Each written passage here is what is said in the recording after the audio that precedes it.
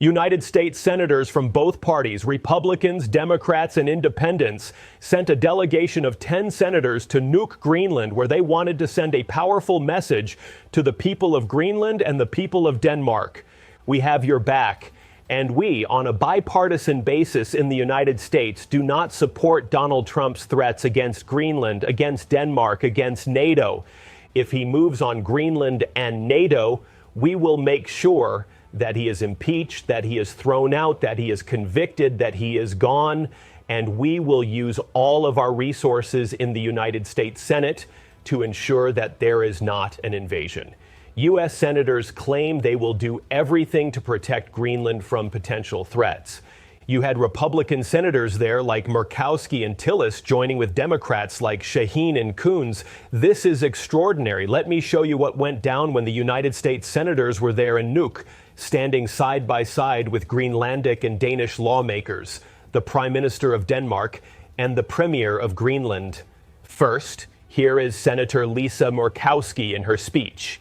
She said, "Thank you for your continued friendship, your leadership, and to my friend and the leader of our delegation, Senator Coons, thank you for leading such a strong bipartisan and, as you point out, bicameral delegation. I think that's important. I think it's important that it be recognized that when it comes to matters of relationships with our friends, with our allies, as we have here in Denmark, as we have in Greenland, it is not a subject of Republicans versus Democrats. It is a recognition again of a strong and continuing relationship over decades. It is one that we need to nurture. As with all relationships, you need to nurture and take care of them, and you need to have constructive dialogue." She continued, "There's not only been good dialogue here at the Parliament today, but this morning earlier with the Prime Ministers of both Greenland and Denmark. Just yesterday in Washington, D.C., we had visits with the foreign ministers of both Greenland and Denmark. So constructive, important dialogue that is ongoing now and will move forward. Presence means a lot, and this bipartisan delegation to be here with our partners is important." Senator Chris Coons, who led the delegation, delivered these remarks. "This is a 10-member bipartisan bicameral delegation from the United States Senate and the United States House, and we are grateful for your hospitality, for 225 years of being a good and trusted ally and partner. We had a strong and robust dialogue about how we extend that into the future. We expressed our gratitude for the sacrifice of Danes who served, fought, and died alongside Americans when we were attacked 25 years ago. We spoke about the value of NATO and the commitment to respecting the core principles of sovereignty, territorial integrity, and self-determination. We spoke with clarity about the importance that the people of Greenland make their decisions about their future. It was a constructive and hopeful dialogue, and we look forward to continuing." Think about that.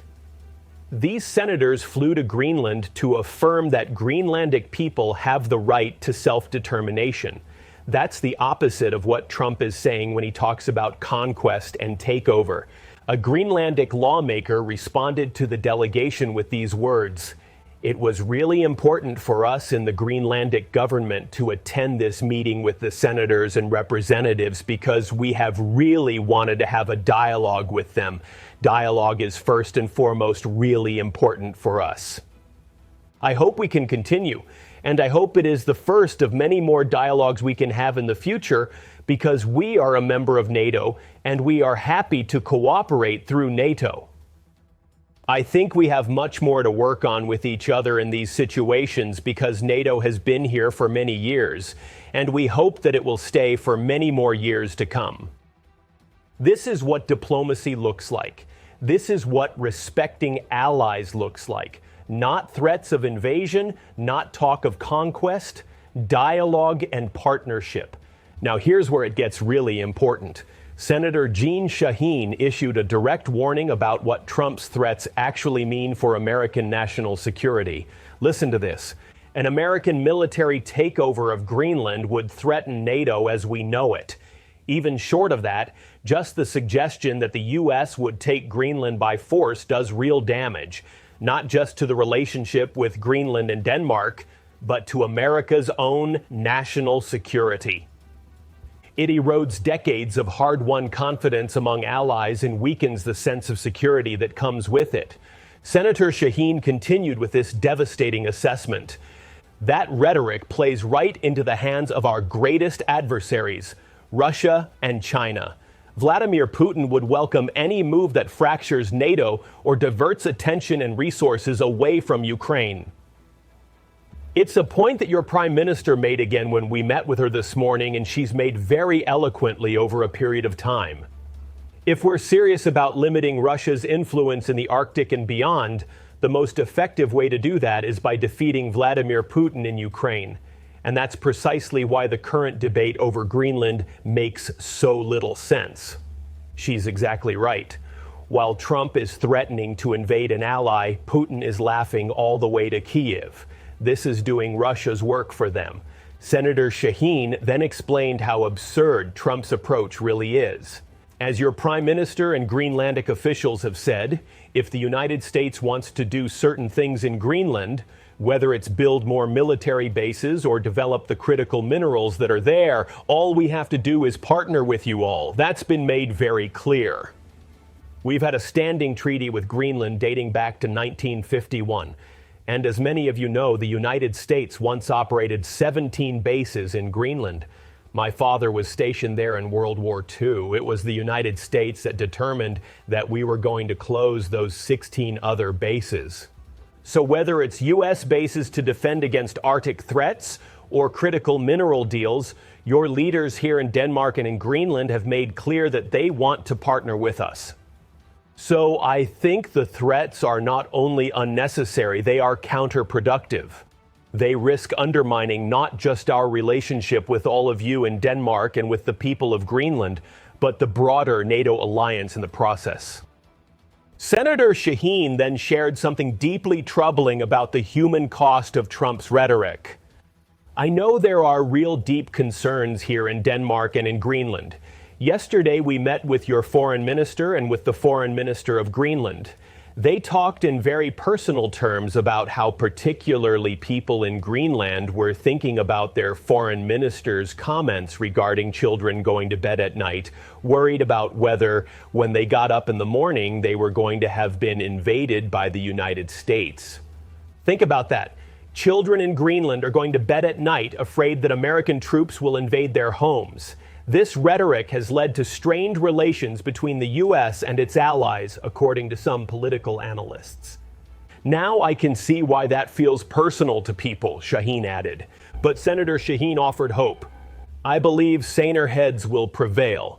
I believe that because we have institutions that are acting in the United States on both sides of the aisle in Congress, there's overwhelming support for our relationship with NATO.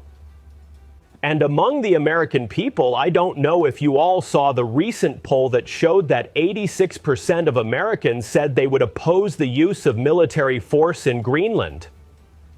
A recent poll reportedly found that 86% of Americans would oppose military force in Greenland, though the methodology and sample remain unverified. That's not a partisan divide. That's near unanimous opposition from the American people to Trump's threats against an ally. Now, while the Trump regime continues its threats to invade Greenland, and while various European countries are sending special forces to Greenland to protect it from a United States invasion, you also have the Secretary of Defense, who unlawfully refers to himself as the Secretary of War, Pete Hegseth, announcing a major deal with Elon Musk. Listen to what Hegseth said. Today, we're excited to announce the next frontier AI model company to join GenAI.mil, and that is Grok from XAI, which will go live later this month. So I want to thank you, Elon, and your incredible team for leaning forward with us on this as well. Very soon, we will have the world's leading AI models on every unclassified and classified network throughout our department. Long overdue.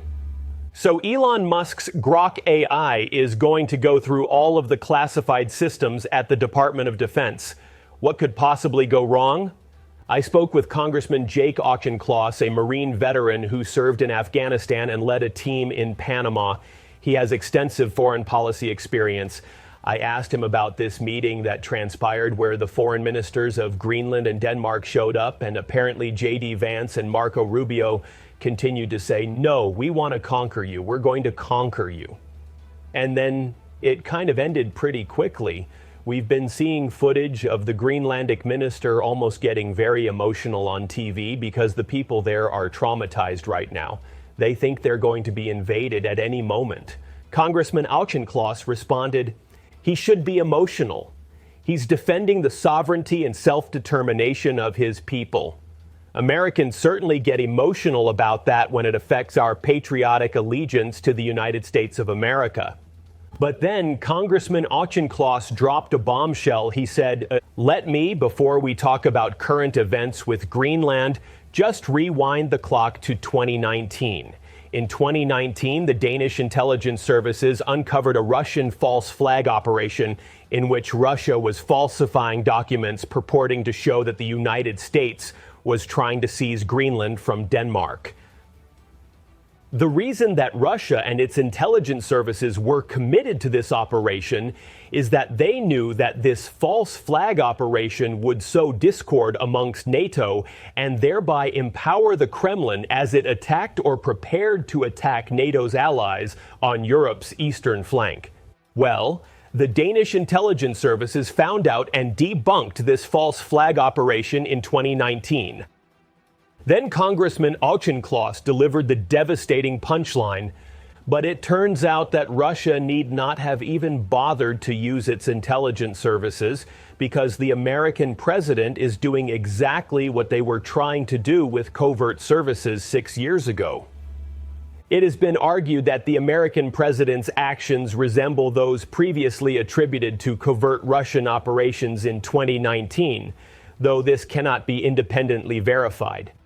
What this American president is doing is sowing discord in NATO at a time when NATO needs to be strong and unified as it defends its eastern flank, and driving Greenland directly into the arms of the Russian and Chinese governments. I served on the Select Committee on China last Congress. This Congress, I serve on Energy and Commerce, which has jurisdiction over critical minerals. I will tell you what the president is talking about with national security interest by seizing Greenland has zero efficacy. There is nothing he is saying that makes any sense from a national security perspective. We have everything we need when it comes to our military alliance with Denmark, a founding member of NATO. I pointed out to the congressman that Trump has been talking about taking over Greenland for a long period of time, but it accelerated recently, right about the time when Russian envoys were meeting in Miami with Witkoff and Kushner. Then literally the next day, there's the announcement that Landry, the governor from Louisiana, would be a special envoy to Greenland. Then Landry starts talking about how we want to take it over. Congressman Auchincloss agreed. You're putting your finger on it. If you think about NATO, it's got an eastern flank where it is trying to defend Ukraine's sovereignty from Russian belligerents, and now it has a western flank issue where it's trying to defend Greenland from American belligerents. This plays directly into Putin's hands. The congressman explained the link. That 28-point plan that the president initially proposed for Ukrainian peace. 8 of those 28 points were non-starters. One of those points was joint Russian-United States minerals mining and oil ventures. Well, where would those joint ventures happen? In Greenland. And that does 2 things for the Russian government. One, it ties it back into a lot of Western trade and commercial exchanges that it had been iced out of after its invasion of Ukraine, and the Russian government needs those sources of revenue. And 2, to your point, it demoralizes, disorients, and distracts NATO from what needs to be its singular focus, which is defending the sovereignty not just of Ukraine, but of all the Baltic states. We discussed whether this is all part of a framework about spheres of influence. Russia gets Europe and that area. Xi Jinping and China get all of Asia. The U.S. gets Greenland, Canada, Mexico, Venezuela, anything in its hemisphere. Congressman Auchincloss explained, I think in a first-order approximation, you are right that the spheres of influence mentality deeply influences MAGA and this administration. They view it as the manifestation of their America First mentality. So the United States has the Western Hemisphere. China gets to do Asia Pacific, including Taiwan and potentially Singapore, definitely Hong Kong, all the way through the South China Sea. If you're the Philippines, a longtime U.S. ally, watch out under Donald Trump because now you're in the Chinese sphere of influence. And Russia gets to have its traditional Slavic empire. But then Congressman Auchincloss added a crucial caveat. What I think you are maybe underrepresenting is how much crony capitalism and just downright corruption can influence that. The first order of approximation, I think Donald Trump finds that kind of appealing. But hey, you buy some meme coins from the guy and it's all for sale, right? That is what I think is going to happen with the Venezuelan oil, where, yeah, he thinks that's the United States' sphere of influence, but he's kind of open to being bought out of that mentality. What he has refused to do is rule out U.S. boots on the ground in Venezuela. On the Grok AI piece, Congressman Auchincloss was alarmed. Right now, the three most influential gatekeepers of news, information, and entertainment in the world are Mark Zuckerberg, Elon Musk, and through its ownership of TikTok, the Chinese Communist Party. That's a problem on its face. Now, you are fusing that control over ideas and narrative with hard instruments of economic and military power vested in Elon Musk. Americans got to see Elon Musk in action over the first 6 months of this Trump administration, and it was an unmitigated disaster of not just incompetence and cronyism, but also corruption. They went in claiming they were going to save hundreds of billions of dollars. They instead eviscerated critical services that Americans rely on, like the pharmaceutical testing laboratory in St. Louis that makes sure that your eye drops don't blind you. And now we're trying to give him a fusion of both ideological and state power. Totally unacceptable. Congressman Auchincloss then exposed something concerning about Grok. Grok is probably the worst example of these AI bots generating non-consensual deep-fake pornography, where individuals can upload photographs of victims and then turn that into intimate privacy violations. It has been reported that Grok faced backlash over its role in generating non-consensual deepfakes, but this remains under investigation. They got criticized for it, and then you know what they did? They turned that feature from a free into a premium product, so that now the digital harassment of women becomes another way for Elon Musk to make money. The Speaker of the House has said he wants to end this. I have bipartisan legislation that would directly stop it, the Deep Fake Liability Act. The Speaker needs to put it on the House floor next week. So here's where we are. You have a bipartisan delegation of U.S. senators traveling to Greenland to tell our allies, we have your back. We don't support invasion. We support NATO. A recent poll reportedly found that 86% of Americans would oppose military force in Greenland. Meanwhile, it has been argued that the Trump administration's actions resemble what Russian intelligence tried to do with a false flag operation in 2019, sowing discord within NATO at the worst possible time. And the Secretary of Defense is handing over classified Pentagon systems to Elon Musk's AI that has reportedly faced backlash over non-consensual pornography generation. Senator Shaheen said she believes saner heads will prevail. I hope she's right, because the alternative is unthinkable.